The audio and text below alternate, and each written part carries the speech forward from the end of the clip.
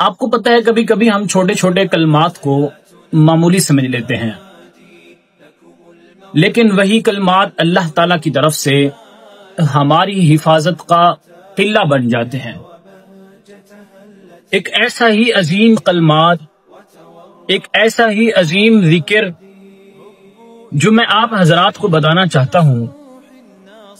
حدیث کا مفہوم ہے، نبی کریم صلی اللہ علیہ وسلم نے ارشاد فرمایا، جو شخص صبح کے وقت 3 مرتبہ اس کلمات کو پڑھ لے گا اور شام کے وقت 3 مرتبہ اس کلمات کو پڑھ لے گا، اس بندے کو نہ کوئی مصیبت، نہ کوئی بلا، نہ کوئی آفت، کوئی چیز اس کو نقصان نہیں پہنچا سکتی۔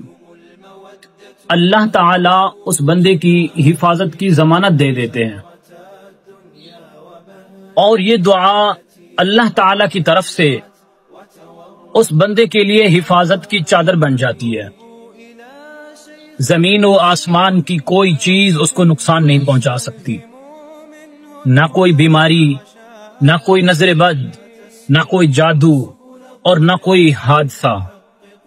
جو شخص اس ذکر کا معمول بنا لیتا ہے، اللہ تعالی اس بندے کے دل سے خوف جیسی بیماری کو اور وہم جیسی بیماری کو اور ہر پریشانی کو اللہ تعالی ختم فرما دیتے ہیں۔ اور یہ وہ دعا ہے جو نبی کریم صلی اللہ علیہ وسلم نے خود اپنے اصحاب کو سکھائی تھی۔ اور وہ دعا کیا ہے؟ آئیے مل کر پڑھتے ہیں۔ بسم اللہ الذی لا یضر مع اسمہ شیء فی الارض ولا فی السماء وہو السمیع العلیم۔